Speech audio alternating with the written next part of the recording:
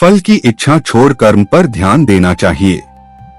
गीता में श्री कृष्ण ने कहा है कि मनुष्य को फल की इच्छा छोड़कर कर्म पर ध्यान देना चाहिए। मनुष्य जैसा कर्म करता है उसे फल भी उसी के अनुरूप मिलता है। इसलिए व्यक्ति को अच्छे कर्म करते रहना चाहिए। स्वयं का आकलन। श्री कृष्ण के अनुसार व्यक्ति को खुद से बेहतर कोई नहीं जान सकता, इसलिए स्वयं का आकलन करना बेहद जरूरी है। गीता में कहा गया है कि जो व्यक्ति अपने गुणों और कमियों को जान लेता है वह अपने व्यक्तित्व का निर्माण करके हर काम में सफलता प्राप्त कर सकता है। मन पर नियंत्रण। हमारा मन ही हमारे दुखों का कारण होता है। ऐसे में श्री कृष्ण ने गीता में कहा है कि जिस व्यक्ति ने अपने मन पर काबू पा लिया वह मन में पैदा होने वाली बेकार की चिंताओं और इच्छाओं से भी दूर रहता है। साथ ही व्यक्ति को अपने लक्ष्य को भी आसानी से प्राप्त कर लेता है। क्रोध पर काबू रखें। क्रोध में व्यक्ति नियंत्रण खो बैठता है और आवेश में आकर गलत कार्य कर देता है। यहाँ तक कि कभी कभी गुस्से में व्यक्ति खुद का अहित कर बैठता है। गीता में श्री कृष्ण ने बताया है कि क्रोध को खुद पर हावी नहीं होने देना चाहिए। यदि गुस्सा आए तो स्वयं को शांत रखने का प्रयास करें। स्पष्ट नजरिया। गीता के अनुसार व्यक्ति को संदेह या संशय का स्थिति में नहीं रहना चाहिए। जो लोग संशय का स्थिति में रहते हैं उनका भला नहीं हो सकता है। जीवन में स्पष्ट नजरिया होना चाहिए। सफलता। भगवान श्री कृष्ण कहते हैं कि यदि आप लक्ष्य को प्राप्त करने में विफल रहते हैं तो अपनी रणनीति बदलें, लक्ष्य नहीं। इस जीवन में न कुछ खोता है न व्यर्थ होता है। जो इस लोक में अपने काम की सफलता की कामना रखते हैं वे देवताओं की प्रार्थना करें। प्रसन्नता। श्री कृष्ण कहते हैं कि खुशी मन की एक अवस्था है जो बाहरी दुनिया से नहीं मिल सकती है। खुश रहने की एक ही कुंजी है इच्छाओं में कमी। आत्मविनाश या नरक के ये 3 द्वार हैं, वासना, क्रोध और लोभ।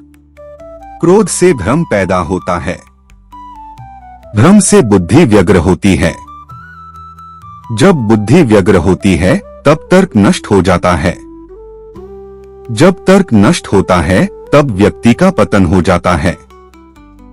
वह जो सभी इच्छाएं त्याग देता है और मैं और मेरा की लालसा और भावना से मुक्त हो जाता है उसे शांति प्राप्त होती है। विश्वास क्या है? मनुष्य अपने विश्वास से निर्मित होता है। जैसा वो विश्वास करता है वैसा वो बन जाता है। व्यक्ति जो चाहे बन सकता है यदि वह विश्वास के साथ इच्छित वस्तु पर लगातार चिंतन करे। हर व्यक्ति का विश्वास उसकी प्रकृति के अनुसार होता है। विश्वास की शक्ति को पहचाने। मित्र और शत्रु दोनों है मन। जो मन को नियंत्रित नहीं करते उनके लिए वह शत्रु के समान कार्य करता है। मन की गतिविधियों, होश, श्वास और भावनाओं के माध्यम से भगवान की शक्ति सदा तुम्हारे साथ है और लगातार तुम्हें बस एक साधन की तरह प्रयोग करके सभी कार्य कर रही है। मन अशांत है और उसे नियंत्रित करना कठिन है, लेकिन अभ्यास से इसे वश में किया जा सकता है। सर्वोच्च शांति पाने के लिए हमें हमारे कर्मों के सभी परिणाम और लगाव को छोड़ देना चाहिए। केवल मन ही किसी का मित्र और शत्रु होता है। निर्भीक बनो, उससे मत डरो जो वास्तविक नहीं है, न कभी था न कभी होगा। जो वास्तविक है वो हमेशा था और उसे कभी नष्ट नहीं किया जा सकता। प्रबुद्ध व्यक्ति के लिए गंदगी का ढेर, पत्थर और सोना सभी समान हैं। संशय न करो। सदैव संदेह करने वाले व्यक्ति के लिए प्रसन्नता न इस लोक में है न ही कहीं और। आत्मज्ञान की तलवार से काटकर अपने हृदय से अज्ञान के संदेह को अलग कर दो। अनुशासित रहो। उठो। संदेह, संशय, दुविधा या द्वंद्व में जीने वाले लोग न तो इस लोक में सुख पाते हैं और न ही परलोक में। उनका जीवन निर्णयहीन, दिशाहीन और भटकाव से भरा रहता है। आत्मा न जन्म लेती है और न ही मरती है। जन्म लेने वाले के लिए मृत्यु उतनी ही निश्चित है जितनी कि मृत होने वाले के लिए जन्म लेना। इसलिए जो अपरिहार्य है उस पर शोक मत करो। न कोई मरता है और न ही कोई मारता है, सभी निमित्त मात्र हैं। सभी प्राणी जन्म से पहले बिना शरीर के थे, मरने के उपरांत वे बिना शरीर वाले हो जाएंगे। यह तो बीच में ही शरीर वाले देखे जाते हैं, फिर इनका शोक क्यों करते हो? यह आत्मा किसी काल में भी न जन्मती है और न मरती है, अथवा न यह आत्मा हो करके फिर होने वाली है, क्योंकि यह अजन्मी, नित्य, शाश्वत और पुरातन है। शरीर के नाश होने पर भी यह नष्ट नहीं होती है। कभी ऐसा समय नहीं था जब मैं, तुम या ये राजा महाराजा अस्तित्व में नहीं थे, न ही भविष्य में कभी ऐसा होगा कि हमारा अस्तित्व समाप्त हो जाए। थे अर्जुन, हम दोनों ने कई जन्म लिए हैं, मुझे याद हैं, लेकिन तुम्हें नहीं।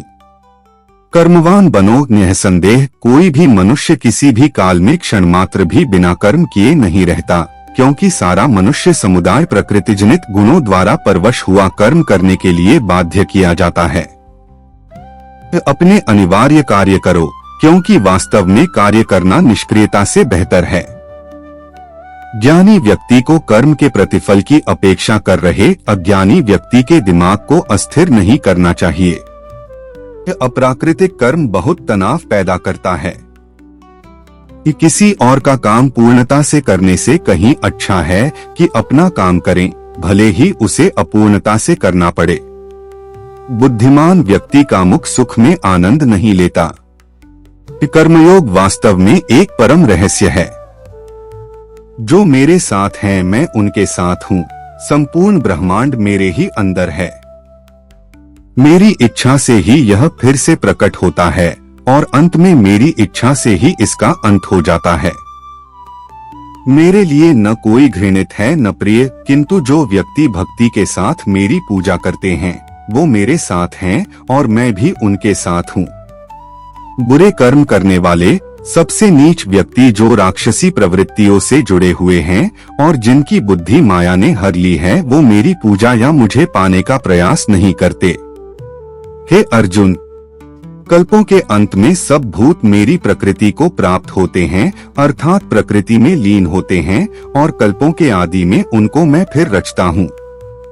मैं उन्हें ज्ञान देता हूँ जो सदा मुझसे जुड़े रहते हैं और जो मुझसे प्रेम करते हैं। मैं सभी प्राणियों को समान रूप से देखता हूँ, न कोई मुझे कम प्रिय है न अधिक। लेकिन जो मेरी प्रेम पूर्वक आराधना करते हैं वो मेरे भीतर रहते हैं और मैं उनके जीवन में आता हूँ। मेरी कृपा से कोई सभी कर्तव्यों का निर्वाह करते हुए भी बस मेरी शरण में आकर अनंत अविनाशी निवास को प्राप्त करता है।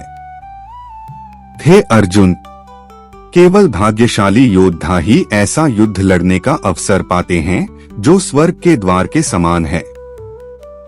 ईश्वर के बारे में भगवान प्रत्येक वस्तु में है और सबके ऊपर भी। प्रबुद्ध व्यक्ति सिवाय ईश्वर के किसी और पर निर्भर नहीं करता। सभी काम छोड़कर बस भगवान में पूर्ण रूप से समर्पित हो जाओ। मैं तुम्हें सभी पापों से मुक्त कर दूंगा। शोक मत करो। जो कोई भी जिस किसी भी देवता की पूजा विश्वास के साथ करने की इच्छा रखता है, मैं उसका विश्वास उसी देवता में दृढ़ कर देता हूँ। हे अर्जुन, मैं भूत, वर्तमान और भविष्य के सभी प्राणियों को जानता हूँ, किंतु वास्तविकता में कोई मुझे नहीं जानता। ईश्वर एक अदृश्य एवं अकथनीय शक्ति है जिससे संसार की उत्पत्ति, पालन एवं लय होता है। मानवीय रूप में उसकी ऐसी कल्पना की जा सकती है कि उसके सभी ओर से ज्ञानेंद्रियां और कर्मेंद्रियां हैं। सर्वत पणिपादं तत्सतोक्षिशिरोमुखम। वह समय समय पर संसार में धर्म की पुनर्स्थापना के लिए सगुण रूप में अवतरित होता है। वह जो मृत्यु के समय मुझे स्मरण करते हुए अपना शरीर त्यागता है, वह मेरे धाम को प्राप्त होता है। इसमें कोई संशय नहीं है। वे जो इस ज्ञान में विश्वास नहीं रखते, मुझे प्राप्त किए बिना जन्म और मृत्यु के चक्र का अनुगमन करते रहते हैं।